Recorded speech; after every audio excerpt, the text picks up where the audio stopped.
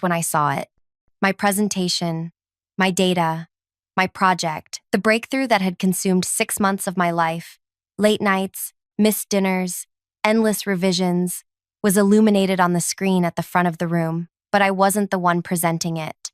Faye, my assistant of just 6 months, stood confidently before the executive team, laser pointer in hand, her voice steady and authoritative as she gestured toward my charts. As you can see from these quarterly results, she said, the integration method I've developed will reduce our processing costs by 32%, while simultaneously increasing output efficiency. I felt the air leave my lungs.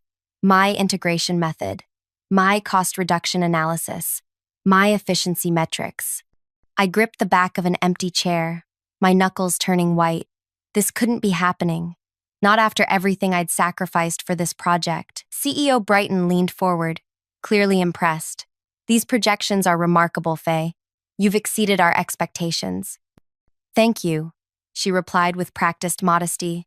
I believe in aiming high. I nearly stepped forward then, nearly shouted that she was presenting my work, but something made me hesitate. A survival instinct, perhaps. Instead, I slid into a seat at the very back of the room, watching in growing horror as Faye continued.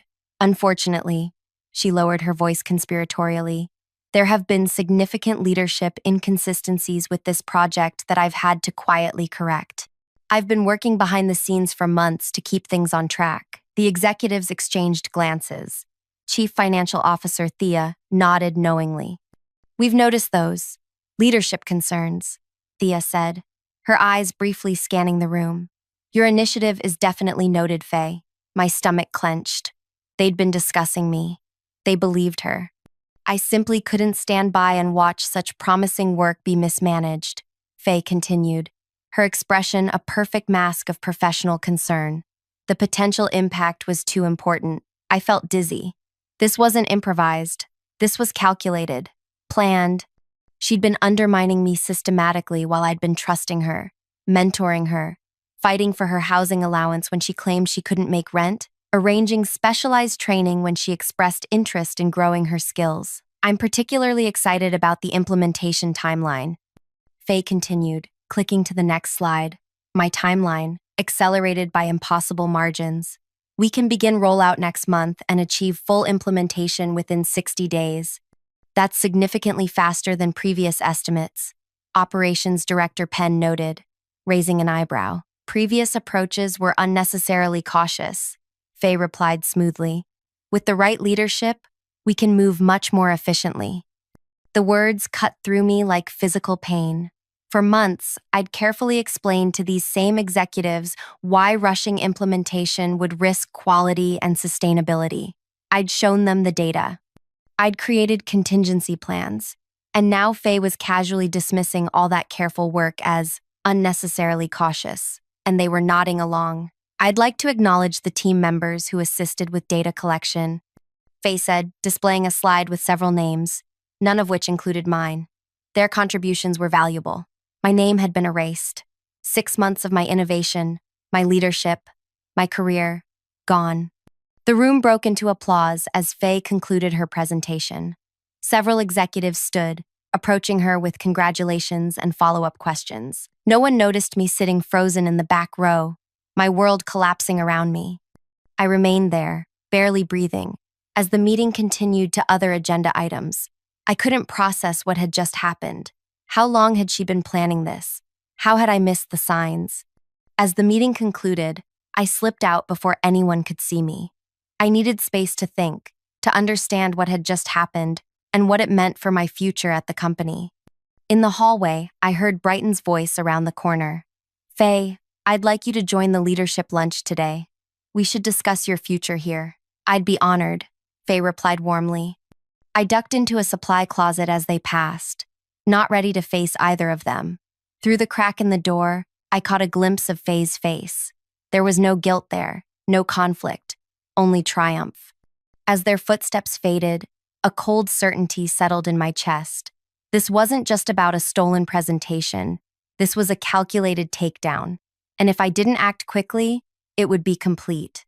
But how do you fight back when someone has already convinced everyone that you're the problem? The answer came to me slowly as I stood in that dark closet, my hands trembling with rage and shock. You don't fight. Not directly. You wait. You watch. And you let them destroy themselves. If you're finding this story gripping so far, please like this video and subscribe to hear how this workplace betrayal unfolds. Comment below if you've ever experienced someone taking credit for your work. I read every comment and would love to hear your stories. Now, let's continue with what happened next. My name is Soren Vilas. Until that morning, I was the youngest innovation director the company had ever appointed. I'd earned that position through a decade of relentless work, creative problem solving, and an unwavering commitment to ethical leadership. I'd grown up in a small town where people valued honesty above all else. My mother raised me alone after my father died when I was 8. She worked 3 jobs to keep us afloat, teaching me that integrity and perseverance would always win in the end. Good work speaks for itself, she'd say. You don't need to step on others to rise. I'd believed that, I'd lived by it, and for 10 years it had proven true, until Faye Mercer walked into my life. I first met Faye during her interview. She'd been recommended by Weston, one of our vice presidents, who mentioned she had enormous potential. Her resume was impressive: top business school, relevant internships, glowing recommendations. But it was her apparent passion that won me over. I want to learn everything, she'd told me, leaning forward with earnest intensity. I've followed your career, and the innovation you've brought to this industry is exactly what inspired me to pursue this path. I would be honored to learn from you. I was flattered, of course, but more importantly, I saw myself in her, ambitious, eager to prove herself, determined to make a difference. I hired her as my executive assistant the next day. For the first 2 months, Faye was exemplary.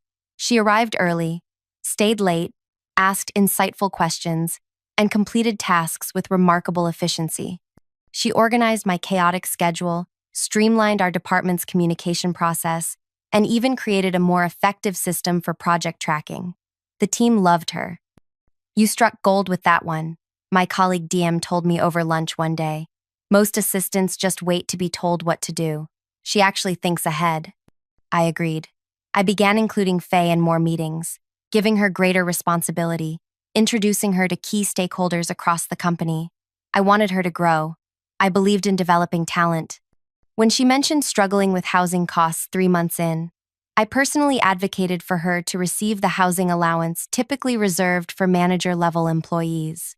When she expressed interest in advanced data analysis, I arranged for her to attend an exclusive training program on the company's dime. You're investing a lot in someone who's just an assistant, Thea, our CFO, remarked after I'd approved Faye's 3rd professional development opportunity.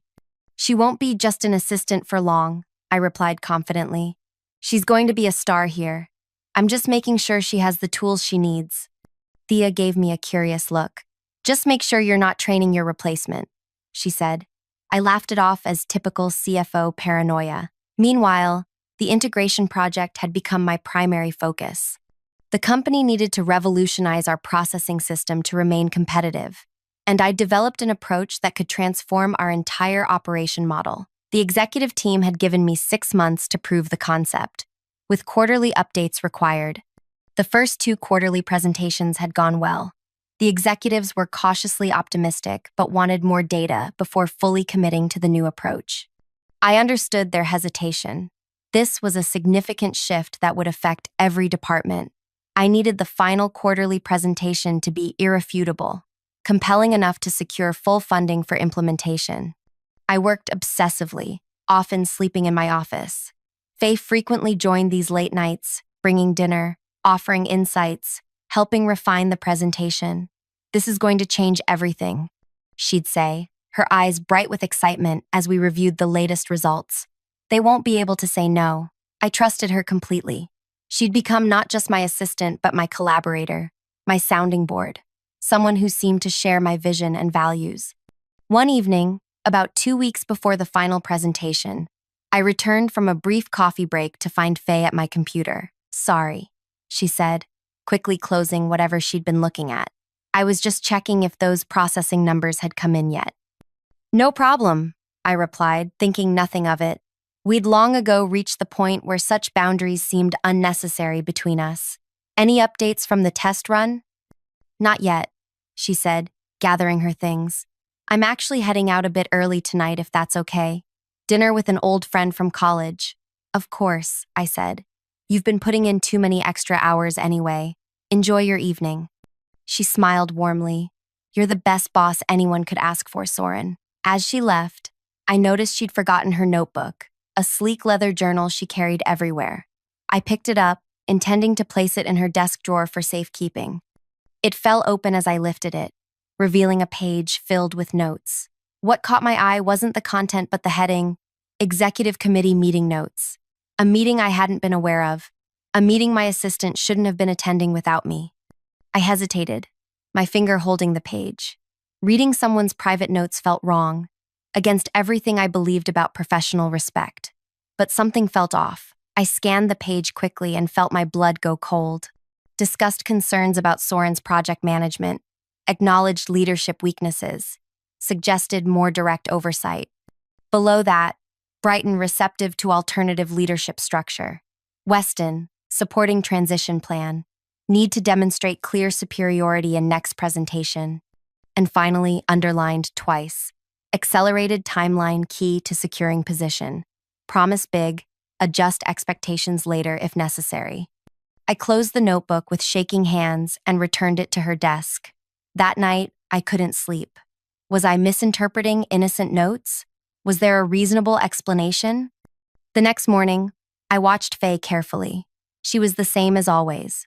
Efficient, supportive, enthusiastic about our project. I almost convinced myself I'd misunderstood what I'd read. But then I noticed other things. How she would be absent for stretches without explanation. How certain executives had stopped meeting with me directly, routing requests through her instead. How she had begun using I rather than we when discussing project elements with others. 1 week before the presentation, I tried addressing it directly. Faye, is there anything we need to discuss about the project leadership? I asked as casually as I could manage. She looked up from her tablet with perfect innocence. What do you mean? I've just noticed you've been having meetings I'm not aware of. With the executive team. Something flickered in her eyes. Surprise, perhaps, that I'd discovered this, but it vanished instantly. Oh, just some administrative details they needed clarified. Nothing important enough to bother you with. She smiled warmly. You know how they like to micromanage sometimes. I was just shielding you from the tedious stuff. Her explanation was reasonable, plausible, but something in her tone left me unsettled. Next time, please let me know, I said firmly. As project lead, I should be aware of all communications with executives about our work. Of course, she agreed readily. I should have realized. It won't happen again. The morning of the presentation, I woke to a minor car accident on the highway that delayed me by 15 minutes. I called Faye to let her know. Don't worry, she assured me. I'll let them know you're running late. Everything's set up and ready. I thanked her, relieved to have someone so competent to rely on. Little did I know, those 15 minutes would change everything. Those 15 minutes were all she needed to complete her takeover, to present my work as her own, to position herself as the savior of a project supposedly mismanaged by me, to erase 6 months of my innovation and leadership. As I sat in my office after the presentation, staring at the sudden restriction notifications on my project access, one thought kept circling in my mind. How do you reclaim what was stolen when the thief has convinced everyone it was never yours to begin with? I sat in my office, staring at my computer screen where 3 separate notifications informed me my access to the integration project had been restricted. My project, my innovation, my career-defining work. A message from IT cited temporary security protocols during project transition as the reason. There was nothing temporary about this. Faye had been planning this takeover for weeks, possibly months, and I had been blind to it. A knock at my door startled me. It was DM, my colleague from marketing. Her expression was a mixture of concern and discomfort. I just heard, she said, hovering in the doorway. Are you okay? Heard what exactly? I asked, curious about which version of events was circulating. DM stepped inside, closing the door behind her. That phase taking over the integration project. They're saying you've been struggling with the leadership aspects, that she's been quietly keeping things on track. She winced. I didn't believe it. That doesn't sound like you at all. I nodded slowly, processing this. And what are people saying about today's presentation? That you missed it completely, that Faye had to step in last minute. DM hesitated. Soren, what really happened? I considered my options carefully. Launching into an emotional defense might feel satisfying, but it would likely backfire. People rarely side with someone who appears desperate. I was 15 minutes late due to a car accident on the highway, I said calmly. When I arrived, Faye was presenting my work as her own. She'd apparently informed the executives I wouldn't be attending at all. DM's eyes widened. That's theft. Intellectual theft. You need to report this. To whom? I asked quietly. The executives who just congratulated her? HR, who takes direction from those same executives. She spent months laying groundwork. DM. She's convinced them I'm incompetent while positioning herself as the solution. But it's your work, DM insisted. You have documentation, drafts, emails, which I suddenly can't access, I replied, gesturing to my computer. And even if I could, it would be my word against hers. She's been included in every aspect of the project. She could easily claim collaborative credit, or that she was the true innovator while I was just managing timelines.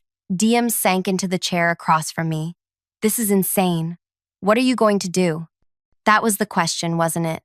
What could I do when Faye had so thoroughly outmaneuvered me? I'm going to be very, very careful, I said finally, and I'm going to watch what happens next.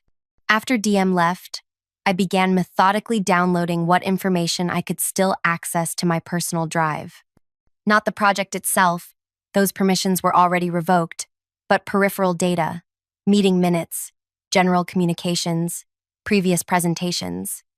Anything that might help me piece together how this happened and, more importantly, what Faye had promised the executives, because one detail kept nagging at me. The implementation timeline she'd presented was impossible. 60 days for full implementation?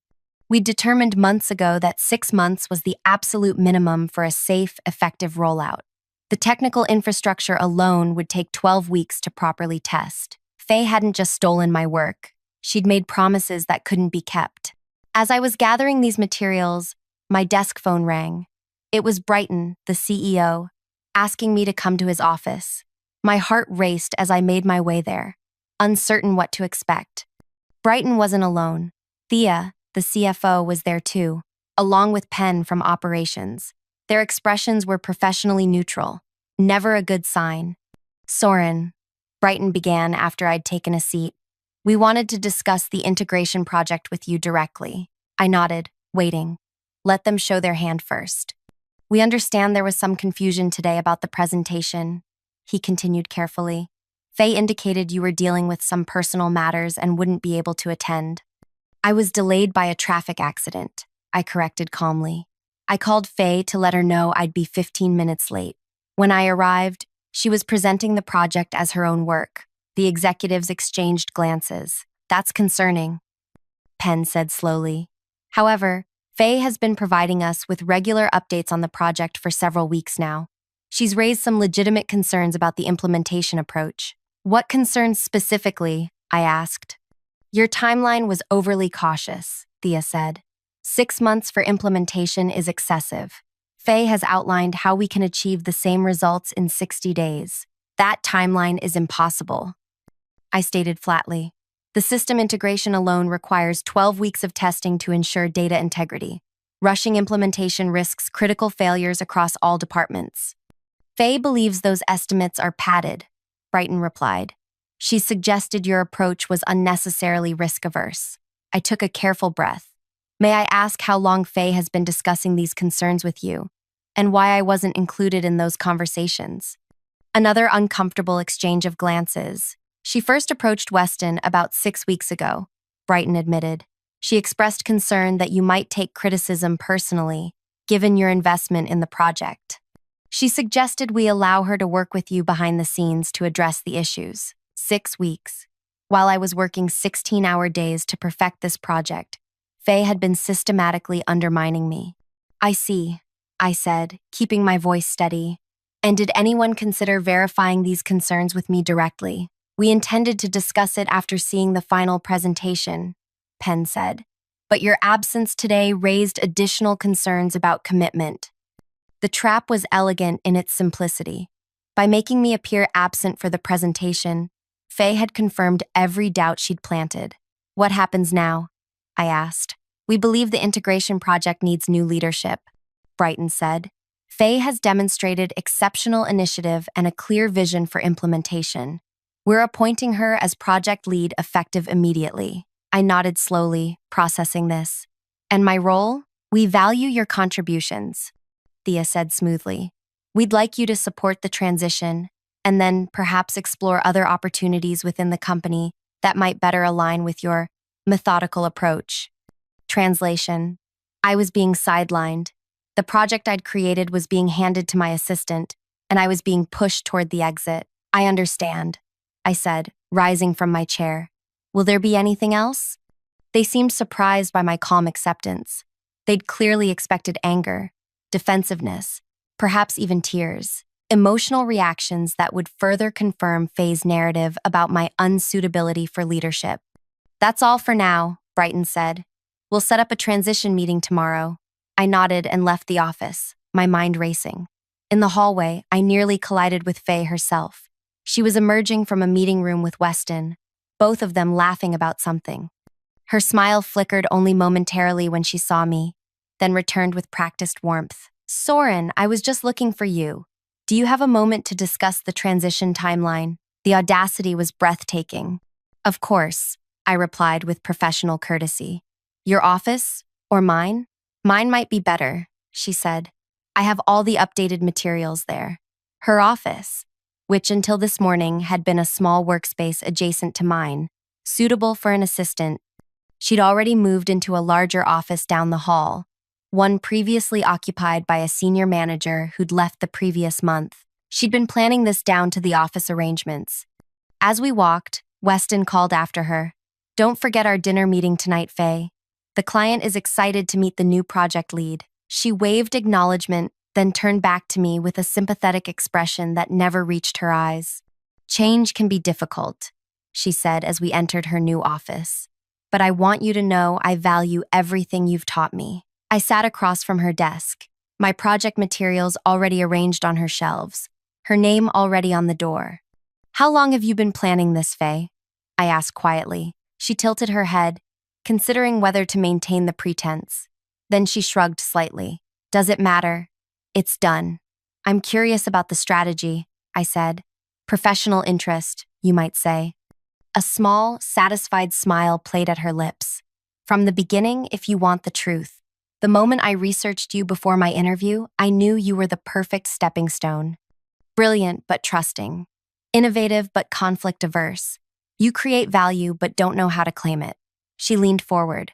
People like you invent things. People like me turn those inventions into power. And the impossible timeline? 60 days for full implementation? By the time anyone realizes it can't be done in 60 days, I'll have established my position, she said dismissively. I'll cite unforeseen technical complications, adjust expectations, and still deliver faster than your overcautious 6-month timeline. I'll be the hero either way. And if critical systems fail during rushed implementation, if client data is compromised, she waved this away. Temporary setbacks at worst. The benefits outweigh the risks. The risks to whom? I asked. The company? The clients? The employees whose jobs depend on these systems functioning properly? Something hardened in her expression. Business isn't personal, Soren. That's always been your problem. You care too much about hypothetical consequences and not enough about winning. She checked her watch. Now, about the transition. I'll need all your notes on client relationships by tomorrow morning, and I'd appreciate if you'd clarify any questions from the team, confirming my leadership. The sheer calculating coldness of it left me momentarily speechless. She wasn't just stealing my work. She was expecting me to facilitate the theft. Of course, I finally replied, rising from my chair. Business isn't personal, after all. Her smile returned victorious. I'm glad we understand each other. As I walked back to my office, a strange calm settled over me. The shock was fading, replaced by something colder and more focused. Faye had revealed something crucial in our conversation. She didn't just want my project. She wanted me to validate her takeover, to publicly accept her authority, to transfer my relationships and knowledge to her. She needed my cooperation more than she was admitting, and that gave me leverage. Over the next few days, I maintained a careful facade of resigned acceptance. I attended the transition meetings, answered technical questions when asked, and began clearing personal items from my office. To all outward appearances, I was preparing for my professional demise with quiet dignity. But beneath this compliant exterior, I was meticulously documenting everything. Every impossible promise Faye made to executives, every technical specification she didn't fully understand but claimed mastery of, every client relationship she was rushing to establish without understanding the history or context. I watched as she accelerated timelines, bypassed testing protocols, and dismissed warnings from the technical team. I noticed how she isolated team members who raised concerns, replacing them with people who wouldn't question her judgment. I observed her growing confidence as executives praised her bold leadership and decisive action. 1 week into her leadership, the first cracks appeared. A preliminary test failed spectacularly, corrupting a sample dataset that took 3 days to restore. Faye blamed the technical team publicly, while privately pushing for workarounds to maintain her timeline. "We can't skip the integrity testing," Naris, our lead systems architect, insisted during a tense meeting. "The risk to client data is too high. We have deadlines to meet," Faye countered. "Find a way to streamline the tests." "There is no streamlining this," Naris pushed back. "Either we test thoroughly or we risk catastrophic data corruption." "That sounds like an excuse for inefficiency," Faye said coldly. "Perhaps we need someone leading the technical team who understands our priorities." After the meeting, Naris sought me out, visibly shaken. "She's going to get us all fired," she whispered. "These deadlines are insane. The system will fail if we rush implementation." "Document everything," I advised quietly. "Every warning, every risk assessment, every test result. Send copies to your personal email as backup." "Why bother?" Naris asked bitterly. "The executives aren't listening. They're completely under her spell."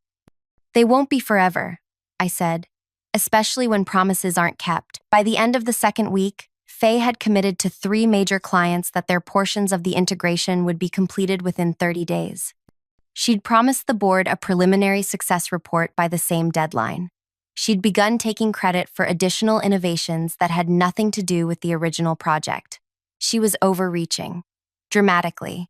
Meanwhile, I had accepted lunch invitations from 2 competing companies, making sure word would get back to Faye that I was exploring options elsewhere. As expected, this accelerated her efforts to solidify her position before I could potentially poach the project for a competitor. In her haste, she made her first major tactical error. She scheduled a comprehensive presentation for all major stakeholders, executives, key clients, department heads, to unveil the accelerated implementation strategy in its entirety. A high-visibility event where she would publicly commit to timelines and deliverables. An event where any failure would be equally visible. The day before this crucial presentation, I submitted my official resignation letter, effective in 2 weeks. Within an hour, Faye was in my office, her expression a mixture of triumph and suspicion. "Giving up?" she asked, waving the resignation letter. "Accepting reality," I replied calmly. The integration project was my primary responsibility here. Without it, there's no reason for me to stay. She studied me carefully, looking for signs of deception or hidden agendas. "Where are you going?" she asked finally. "I'm considering options," I said vaguely. "Several companies have expressed interest." Her eyes narrowed slightly. "Competitors?" I shrugged. "I haven't made any decisions yet." "You understand that any attempt to replicate my integration approach elsewhere would constitute intellectual property theft," she said, the warning clear in her tone. The audacity almost made me laugh. "I would never dream of stealing someone else's work," I replied, holding her gaze. She seemed satisfied, if still somewhat wary. "Will you be attending tomorrow's stakeholder presentation?" I assumed I wasn't invited.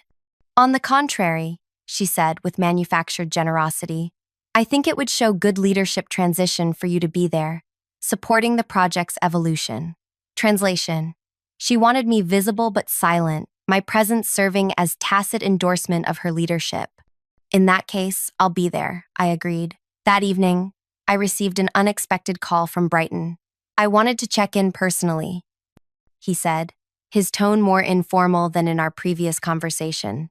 Your resignation letter was professionally handled, but I sense there's more you might want to say. An opening, a small one, but significant. I believe the integration project is heading for serious problems, I said carefully. The implementation timeline is fundamentally impossible without compromising system integrity. When I attempted to raise these concerns, I was removed from the project. A long pause followed. These are serious allegations, Soren. They're not allegations. They're professional assessments based on technical realities, I corrected gently. The stakeholder presentation tomorrow will include commitments that cannot be fulfilled without significant risk to client data and system functionality. Another pause. What would you suggest at this point? He asked finally. I can't tell you what to do, I replied.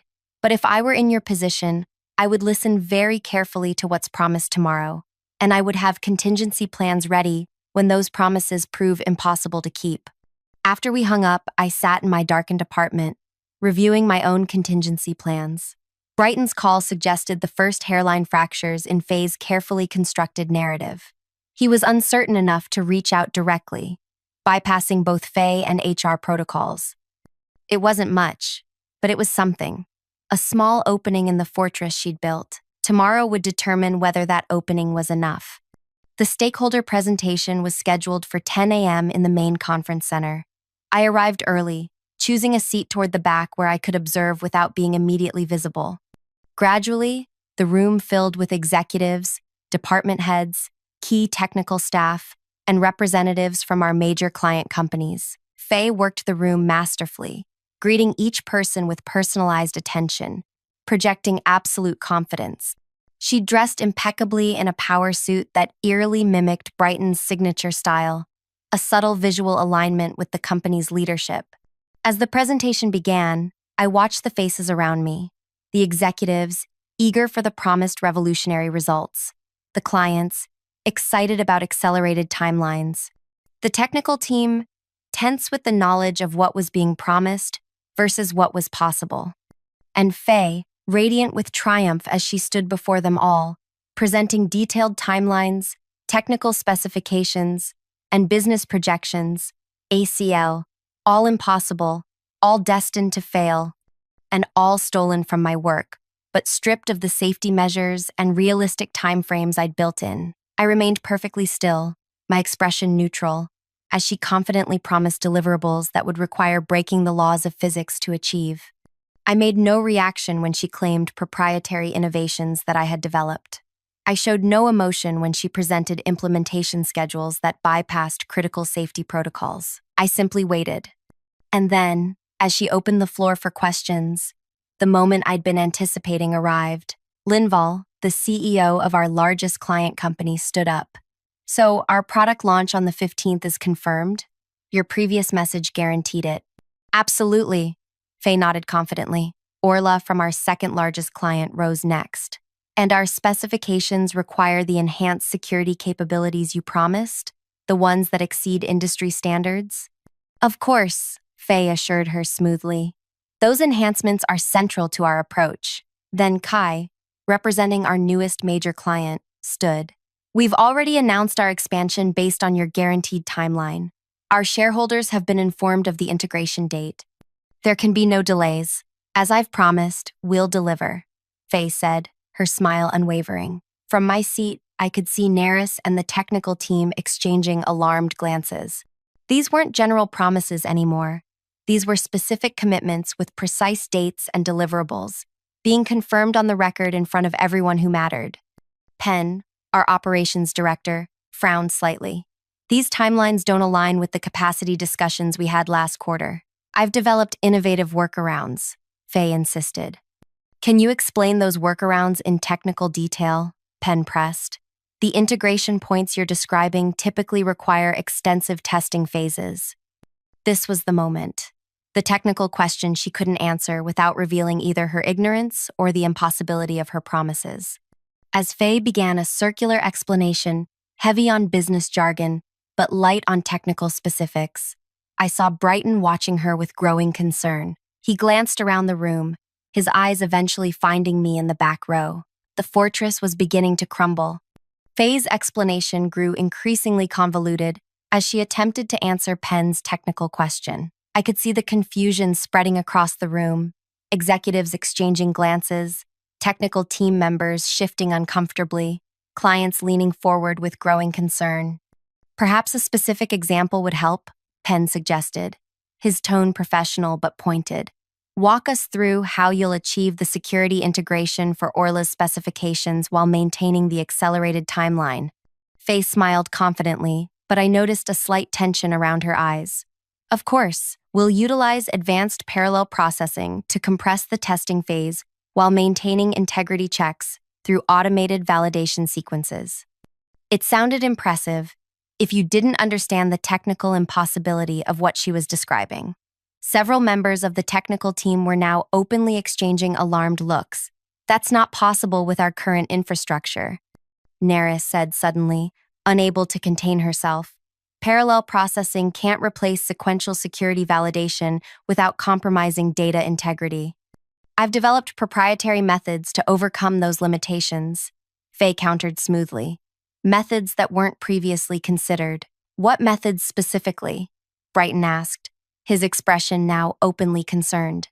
As Faye launched into another jargon-heavy, substance-light explanation, I saw the precise moment when doubt began to crystallize in the room. The technical team was now visibly distressed. The clients were exchanging troubled glances. The executives were beginning to realize they'd been sold impossible promises. Brighton's eyes found mine again across the room. He gave a nearly imperceptible nod. Soren, he called out, interrupting Faye mid-sentence. You were the original project lead. In your professional assessment, is this implementation timeline feasible? The room fell silent. All eyes turned to me. This was the moment I'd been waiting for. The moment when Faye's carefully constructed house of cards would either collapse entirely or somehow remain standing despite the growing winds of doubt. I stood slowly, feeling the weight of every gaze. Faye's expression was a fascinating mix of confidence and barely concealed panic. The timeline as presented is not technically feasible, I said clearly. The integration points require sequential testing that cannot be compressed beyond certain physical limitations. Attempting to bypass these requirements would create significant risks to data integrity and system functionality. Murmurs spread through the room. Faye's smile hardened. With all due respect, she interjected, that assessment reflects the overly cautious approach that necessitated leadership changes on this project. Innovation requires bold action. Innovation also requires technical feasibility, I countered calmly. Bold promises don't change the underlying technical requirements. Brighton leaned forward. Are you saying these deadlines can't be met? Not as presented, I confirmed. Not without compromising system integrity in ways that would create unacceptable risks for our clients. Linval, our largest client, stood again. What kind of risks are we talking about? Data corruption, security vulnerabilities, system instability, I listed. In the worst case, complete integration failure that could affect your existing systems. The room erupted in concerned conversations. Faye attempted to regain control, her voice rising slightly. These are worst-case scenarios that assume traditional approaches. My methodology. What methodology? Neris interrupted. We've been asking for specific technical plans for 2 weeks and receiving only generalities and accelerated deadlines. The technical details are complex, Faye began. Yet you've had no trouble making specific promises to clients, Penn observed. Brighton raised his hand, silencing the room. This is concerning. Very concerning. He turned to me. Soren, you've been working on this project from the beginning.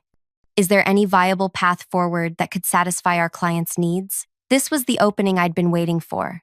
Not just to expose Faye's deception, but to salvage the project itself. to transform this moment from pure revenge into something constructive. Yes, I said. There is. I moved to the front of the room, aware of Faye's tightly controlled expression as I passed her. I connected my tablet to the presentation system, and my contingency plan appeared on screen.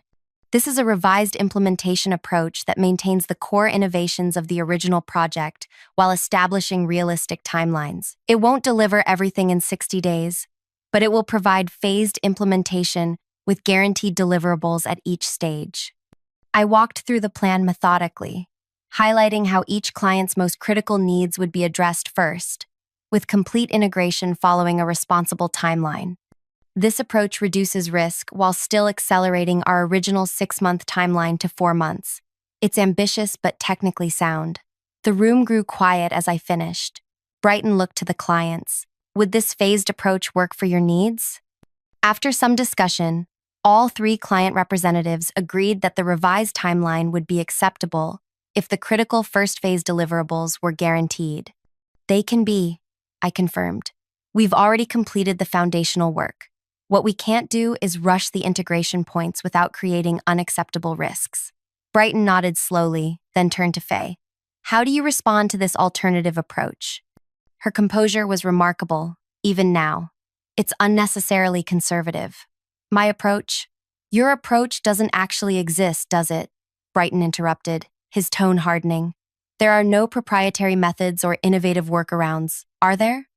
The room went completely still. Faye straightened, adjusting her strategy in real time. The technical details need refinement, certainly. But the vision, is stolen? Nearest said flatly. The entire project was Soren's work. The technical architecture, the integration approach, everything. You just removed the safety measures and doubled the speed. Faye's eyes narrowed. That's a serious accusation. It's the truth, Neris insisted, looking around the room for support. Other team members nodded in agreement. Brighton turned to me. Soren, is this accurate? Was the project taken from you? I met his gaze directly. I was 15 minutes late to the quarterly presentation due to a traffic accident. When I arrived, Faye was presenting my work as her own. She had already been meeting with executives for weeks, positioning herself to take over the project. That's absurd, Faye countered. I've been developing this approach independently for months. Soren is simply bitter about being replaced due to his ineffective leadership. There's an easy way to settle this, I said calmly. I turned to Brighton. 3 weeks ago, I submitted a comprehensive technical document detailing every aspect of the integration project, including risk assessments and alternative approaches. It was filed under project code ISX 7741. Brighton looked to Penn, who nodded and quickly accessed the document on his tablet. After reviewing it briefly, his expression hardened. This document, authored by Soren, contains everything presented today, including the exact integration approach Faye claimed to have developed. It also explicitly warns against the accelerated timeline, detailing the precise risks we've been discussing. Faye's composure finally cracked. That document was collaborative. I contributed significantly to Classed. You're not listed anywhere as a contributor, Penn interrupted, showing the document metadata, and it was created months before you raised concerns about Soren's leadership. The room fell silent again as the full scope of the deception became clear. Brighton's expression was thunderous. Faye, please wait in my office. We'll discuss this privately. He turned to the clients. I apologize deeply for this situation. We will proceed with Soren's phased implementation plan, with additional resources allocated to ensure we meet the critical first phase deadlines. As the meeting reorganized around implementing my contingency plan, Faye gathered her materials with rigid control, her eyes meeting mine briefly as she left. There was no remorse there, only cold fury at having been outmaneuvered. In that moment, I felt no satisfaction, no vindictive joy, only a profound weariness and a determination to salvage what mattered. A project that could genuinely benefit our clients and company if implemented correctly. The next 3 hours were spent in detailed technical discussions, rebuilding trust with clients, and realigning the team around realistic goals. By the time we finished, a viable path forward had been established, with my leadership reinstated and additional resources allocated to ensure success. As I was gathering my notes, Brighton asked me to join him in his office. I steeled myself, uncertain what to expect. He was alone when I entered, Faye nowhere to be seen. "She's been escorted from the building," he said, answering my unspoken question. "Her employment has been terminated, effective immediately. Legal is reviewing whether further action is warranted regarding her misrepresentations to clients." I nodded, feeling a complex mix of emotions. "I owe you an apology," Brighton continued. "I should have verified her claims directly with you. I allowed myself to be manipulated." "She was very convincing," I acknowledged. "That's no excuse. Good leadership requires due diligence, not just accepting what sounds promising." He sighed heavily. "The question now is whether you're still planning to resign." I considered this carefully. "What happens with the integration project?" "It's yours, obviously, with whatever resources you need to implement it properly." He paused. "And I'd like to discuss a promotion to innovation director for the entire division. We need leadership that values both innovation and integrity." The offer was unexpected. After everything that had happened, I'd been prepared to walk away completely. "I'll need time to consider it," I said honestly. "Of course." He hesitated, then asked the question that clearly troubled him most. "How did you know? How did you know exactly how this would play out?" I thought about Faye's fundamental miscalculation. Inimakis, her belief that in business, winning was all that mattered, regardless of whether what you promised was actually possible. "I didn't force anything to happen today," I said carefully. "I simply created a space where the truth could emerge. Technical reality doesn't bend to ambition or manipulation. The laws of physics apply even in corporate boardrooms." Brighton nodded slowly. "A lesson we won't forget.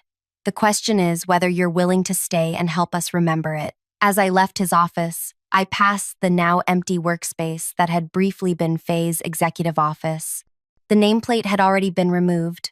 The space returned to neutrality, as if she had never existed here at all. My phone buzzed with a text from Neris. "Team gathering at Luca's after work. We're celebrating the return of sanity. You coming?"